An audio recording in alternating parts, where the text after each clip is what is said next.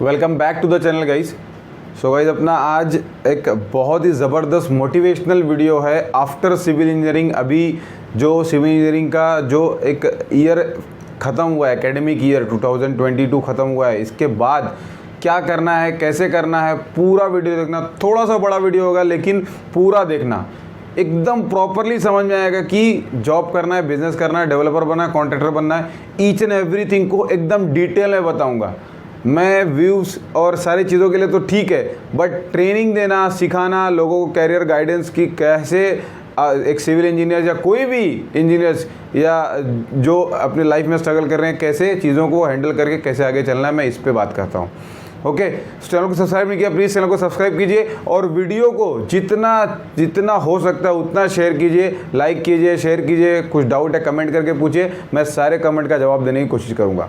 Okay, so start करते हैं। जो फ्रेशर्स इंजीनियर हैं, चाहे वो सिविल, मैकेनिकल, इलेक्ट्रिकल जो भी है, मैं सिर्फ आज सिविल की बात करूंगा, बट अपने फील्ड के रिलेटेड आप उसको इम्प्लीमेंट कर सकते हैं।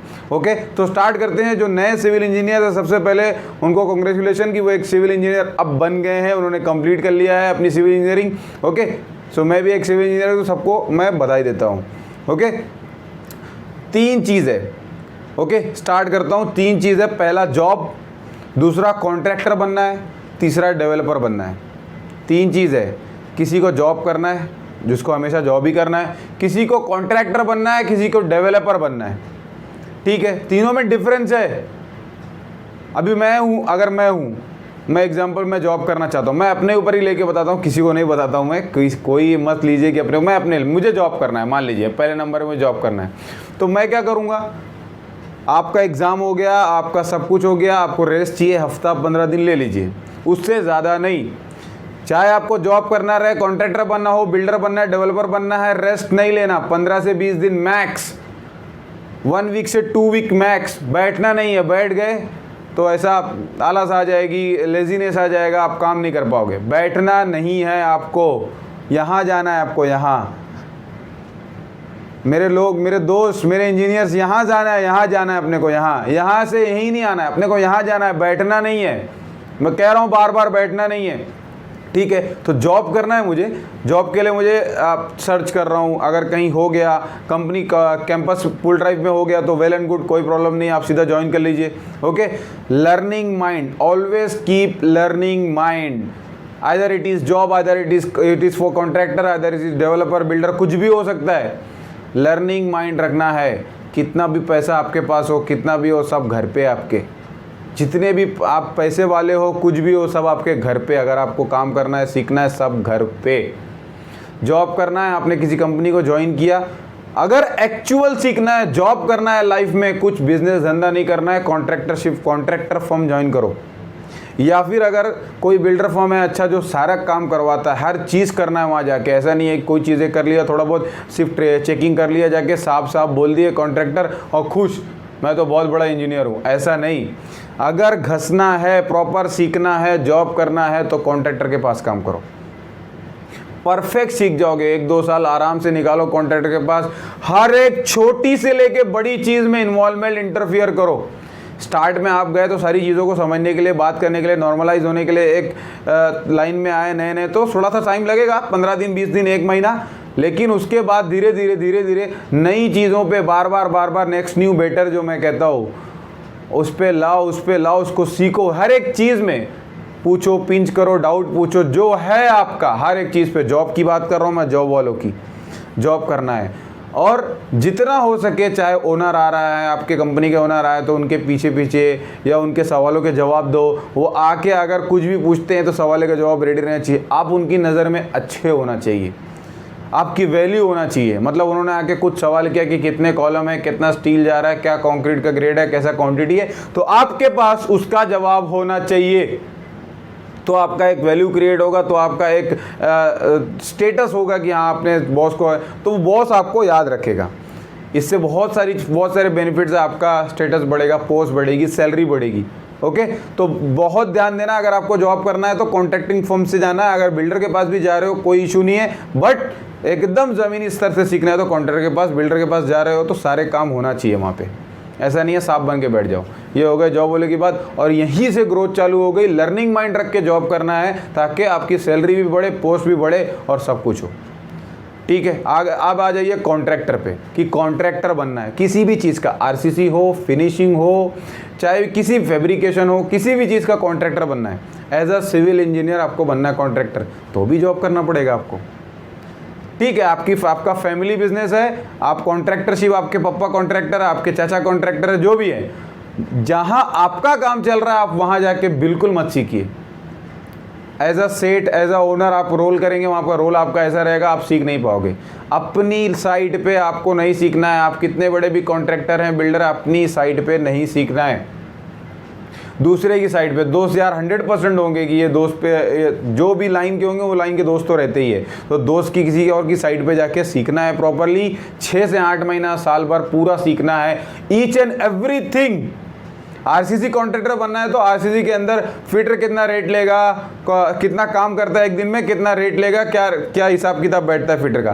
कारपेंटर कितना रेट लेगा, एक दिन में कितना काम करता है। एक 5000 स्क्वायर फीट का स्लैब है तो 5000 स्क्वायर फीट में कितना कारपेंटर चाहिए, फिर वो कारपेंटर का खर्चा कितना आता है, कितने दिन में करके देता है, और स्क्वायर फीट पे क्या रेट जाना चाहिए।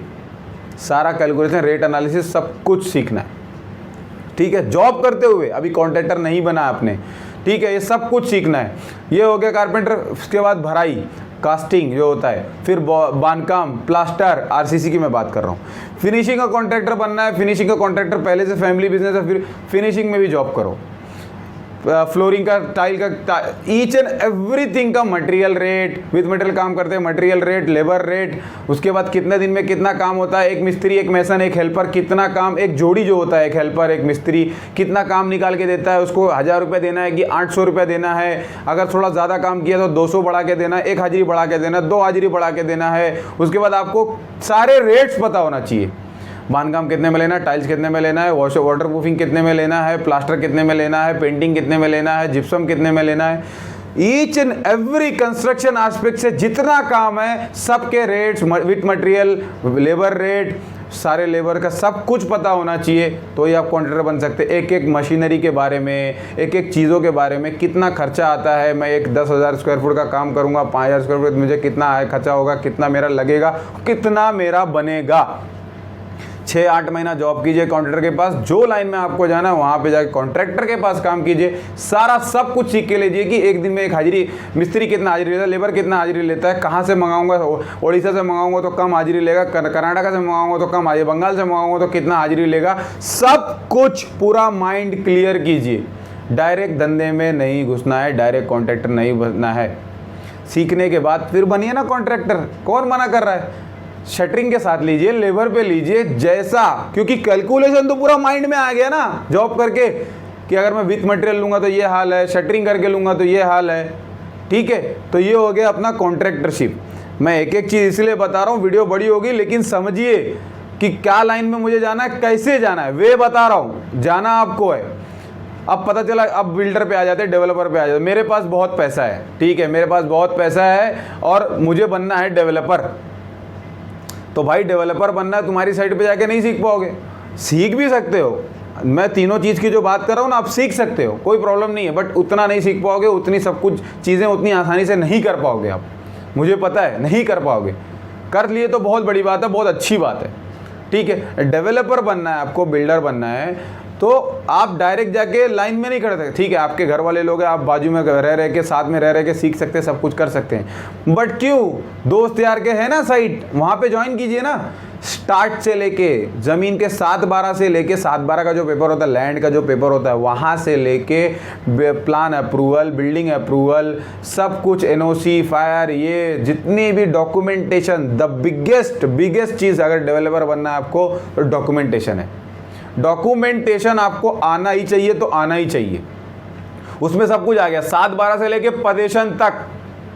मैं अगर गिना दूं कि लैंड का पेपर, बिल्डिंग अप्रूवल, उसके बाद आपका कॉन्ट्रैक्टर क्या रेट लेता है, क्या क्या कितने परसेंटेज ब्रेकअप होना चाहिए, आरसीसी कॉन्ट्रैक्टर क्या रेट लेगा, फिनिशिंग कॉन्ट्रैक्टर क्या लेगा, मटेरियल क्या रेट में आता है, उसके बाद क्या रेट में अपने को चाहिए, क्या कॉस्टिंग बैठ रहा है अपना पर स्क्वायर फीट, कितने पे सेल करना है आपको, क्या डॉक्यूमेंटेशन लगेंगे चीज़ों को, महारेरा का क्या है सिस्टम, कैसे वो महारेरा को लेना है, उसके बाद फर्म रजिस्ट्रेशन, जीएसटी, ये जितने भी डॉक्यूमेंटेशन है, चाहे रिकॉर्ड्स ले लो, मटेरियल रिकॉर्ड्स, परचेज का रिकॉर्ड्स, अकाउंट्स का रिकॉर्ड्स, जितने रिकॉर्ड्स हैं सब कुछ सीखना आपको मिलेगा डेवलपर के पास। आपको डेवलपर बनना है ना, आप डेवलपर के पास काम करो, कॉन्ट्रैक्टर के पास मत जाओ। आपको डेवलपर बनना है, आप कॉन्ट्रैक्टर के पास नहीं जाना है, आपको डेवलपर के पास काम करना है, उसका सिस्टम समझना है, उसके बाद उसका सिस्टम कॉपी नहीं करना है आपको अपना सिस्टम बनाना है। आप उसको अपग्रेड कर सकते हो, कुछ चीज़ें माइनस कर सकते हो, अपडेट कर सकते हो। ठीक है, जैसे मैं एक बिल्डर हूँ, मैं छोटा सा बिल्डर हूँ, तो मैं क्या कर रहा हूँ, एक नया बिल्डिंग का काम कर रहा हूँ, तो मैं क्या करूँगा कि ठीक है जैसा मैंने सीख किया है वैसा इंप्लीमेंट किया और एक बिल्डिंग बनाना चालू कर दिया, बट मुझे अपडेट होना, तो मैं क्या करूँगा, एक ऐप डेवलप करूँगा, उसमें सारे पेमेंट्स, कस्टमर के कितना सेल हुआ है, क्या हुआ है, सारा सब कुछ मुझे दिख के आ गया कॉलम में कि इतना फ्लैट बिका है, इतना अमाउंट आया, इतना बैलेंस है, इतना हमारा कॉस्ट जा रहा है बिल्डिंग कंस्ट्रक्शन का। तो ये सारी चीज़ें आप अपडेट कर सकते हो अपने हिसाब से, आपको कैसा लगा, आपके पास अमाउंट कितना है, इन्वेस्टमेंट कितना है, आपका जो रेवेन्यू कितना जनरेट करना, आगे कितनी बड़ी कंपनी करना है, कैसे करना है, प्रोफेशनलिज्म में जाना है, ये तो गारंटी है 100% आपको प्रोफेशनलिज्म में ही जाना है, विदाउट प्रोफेशनलिज्म काम नहीं करना। तीनों चीज़ मैंने डिस्क्राइब कर दिया कि कैसे कैसे कहाँ किससे किससे काम करना है, कैसे जाना है। अगर जॉब माइंड है तो कहीं भी काम करो, कोई प्रॉब्लम नहीं है, कॉन्ट्रैक्टर के पास करो, बिल्डर से पास करो, किसके पास भी करो, बट तीनों के अंदर एक कॉमन पॉइंट है, लर्निंग माइंड। आपको लर्निंग लेके चलना है, छोटी से लेके बड़ी चीज़, यहाँ से लेके यहाँ तक की फील नहीं करना है। कितना भी पैसा हो, कितना भी फैमिली के पास पैसा हो, सब कुछ हो, अपनी चीज़ों को सीखो, अपनी चीज़ को सीखो पहले। कोई आपको कुछ भी बना के ना निकल जाए, कोई आपको फ्रॉड और चीटिंग करके ना निकल जाए। मिस्त्री, कॉन्ट्रैक्टर, जितने भी मटेरियल सप्लायर, वेंडर, कोई आपको कुछ बना के ना निकल जाए। आपको हर चीज़ आना चाहिए, हर चीज़, अगर आप धंधा कर रहे हैं तो, और जॉब कर रहे हैं तो भी। जॉब कर रहे हैं सबसे बड़ी चीज़ ओनर के सामने आपका स्टेटस रहना चाहिए, वैल्यू रहना चाहिए।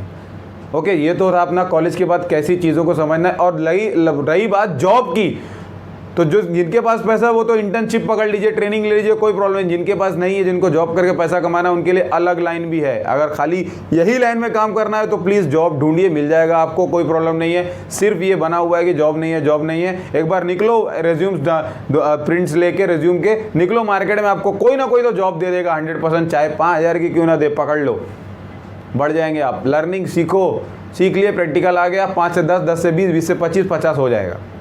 जब तक ये मत सोचना कि 25,000 चाहिए स्टार्टिंग, 30,000 चाहिए, 50,000 चाहिए, कोई नहीं देगा, कोई देगा नहीं। आपको कुछ नहीं आता, आपको थ्योरी आता है, प्रैक्टिकल नहीं आता, आपको कोई देगा नहीं। ठीक है, जिनके पास पैसा उनका तो कोई इशू नहीं, आप इंटर्नशिप ज्वाइन कीजिए, लेकिन बैठना नहीं। 10 से 15 दिन मैक्स बैठोगे तो आ जाएगा लेजीनेस, काम नहीं कर पाओगे। मैं इसके बाद काम करूँगा, 15 दिन के बाद, 20 दिन, कुछ नहीं होने वाला आपका। ओके, तो ये था आपका इंजीनियरिंग के बाद, डिग्री के बाद कैसे चीज़ों को समझना है, कैसे कैसे काम करना है, उल्टा सीधा नहीं करना। जहाँ जाना, एक विज़न, एक गोल बना लेना, तो ही काम करना। बिजनेस रिलेटेड कुछ भी चाहिए, डिस्क्रिप्शन में नंबर है, बात कीजिए। बिजनेस रिलेटेड स्किल्स डेवलप करना है, पर्सनैलिटी डेवलपमेंट, रिज्यूम्स वगैरह कैसे बनाते हैं, क्या करते हैं, सारा सब कुछ बताऊंगा। एक कोर्स, जो कोर्सेज है वो डिस्कस करूंगा, नंबर में डिस्क्रिप्शन में मिले, अबाउट सेक्शन में बात कीजिए, फ़ोन कीजिए, कंसल्ट कीजिए, मैं सारा चीज़ आपको बता दूंगा। Thank you for watching video. Subscribe नहीं किया, प्लीज़ चैनल को सब्सक्राइब कीजिए। जितने दोस्त हैं फ्रेशर, सबको शेयर कीजिए, सबको, किसी को भी काम हो सकता है।